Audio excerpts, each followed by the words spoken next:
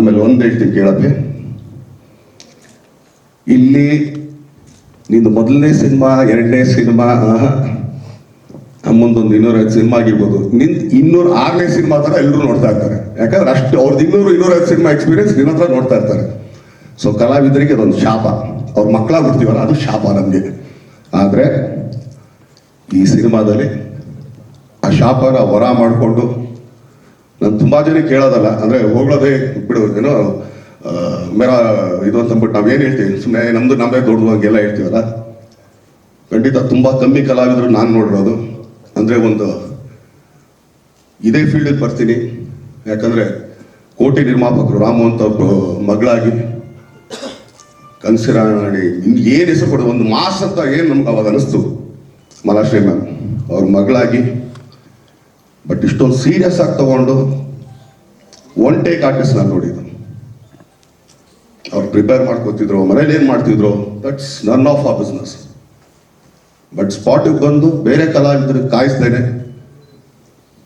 ಪಟ್ ಪಟ್ ಪಟ್ ಪಟ್ ನಾವು ಏನೇ ಅದು, ಯಾಕಂದ್ರೆ ಅನಿಸ್ಬೇಕು ನಮ್ಗೇನೆ ಮುಂದ್ಗಡೆ ಇಲ್ಲಪ್ಪ ಇಲ್ಲ. ಯಾಕಂದ್ರೆ ನಮ್ಮ ತಂದೆ ಒಂದು ಮಾತಾಡೋರು ಯಾವಾಗಲೂ. ಒಂದ್ಸಲಿ ಹೈಲ್ಯಾಂಡ್ಸಿಗೆ ನಾವು ಯಾವುದೋ ಶೂಟಿಂಗ್ ನಮ್ಮ ತಾಯಿ ಜೊತೆ, ನಮ್ಮ ತಂದೆ ಜೊತೆ ಬಂದಾಗ, ಇದು ಏನೋ ಅವಾಗ ಯಾವುದದು ರಾಣಿ ಮಹಾರಾಣಿ ಯಾವುದೋ ಸಿನಿಮಾ ಮಾಡ್ತಿದ್ರು ಮಹಾರಾಷ್ಟ್ರವರು. ಸೊ ಪರಿಚಯ ಮಾಡಿಸೋರೆಲ್ಲ ಆಯಿತು. ಅವ್ರು ಹೋದ್ಮೇಲೆ ನಮ್ಮಪ್ಪ ನಮ್ಮ ಅಮ್ಮನಿಗೆ ಹೇಳಿದ್ರು, ನನಗೆ ಯಾರ ಮುಂದೆ ಯಾಕೆ ಮಾಡ್ಬೇಕಾದ್ರೆ ಇದ್ರಿಗೆ ಆಗಲ್ಲ ಕಣ, ಅಂದರೆ ಮೀನಾ ನಮ್ಮಮ್ಮನ ಹೋಗೋಬರ ಅಂತ ಕರಿತಾ ಇದ್ದಿದ್ದು. ಸೊ ಬಟ್ ಈ ಒಮ್ಮನ ಮುಂದೆ ಮಾಡ್ಬೇಕಾದ್ರೆ ತುಂಬ ಭಯ ಆಗುತ್ತೆ ನನಗೆ. ಯಾಕಂದ್ರೆ ಯಾವ ಗ್ಯಾಪಲ್ಲಿ ನುಗ್ತಾರೆ ಅಂತ ಗೊತ್ತಿಲ್ಲ ಅಂತ ತುಂಬ ಹೇಳೋರು ಅಂತಂದೆ. ಯಾಕಂದರೆ SP ಭಾರ್ಗವಿ ನೋಡ್ಬೋದು ನೀವು. ಸೊ ಆ ಥರ ಅಂಥ ಕಲಾವಿದ ಮಗಳಾಗಿ ಅವ್ರು ಆರಾಮಾಗೆ ಬರ್ಬೋದಾಗಿತ್ತು, ಏನು ಪ್ರಾಬ್ಲಮ್ ಇರಲಿಲ್ಲ. But prepare ಆದ್ರಲ್ಲ.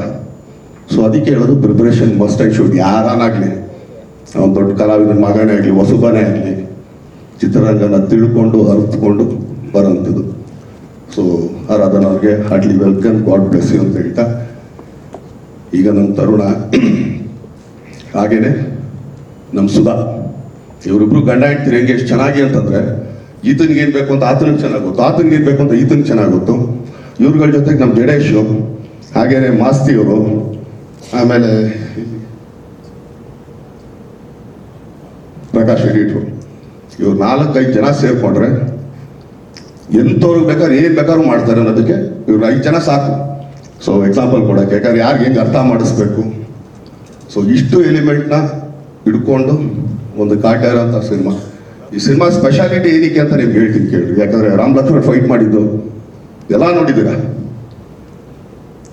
ಹೆಚ್ಚಿನ ವಿಡಿಯೋಗಳಿಗೆ ಪ್ರತಿಧ್ವನಿ ಯೂಟ್ಯೂಬ್ ಚಾನೆಲ್ ಸಬ್ಸ್ಕ್ರೈಬ್ ಮಾಡಿ, ಬೆಲ್ ಐಕಾನ್ ಕ್ಲಿಕ್ ಮಾಡಿ.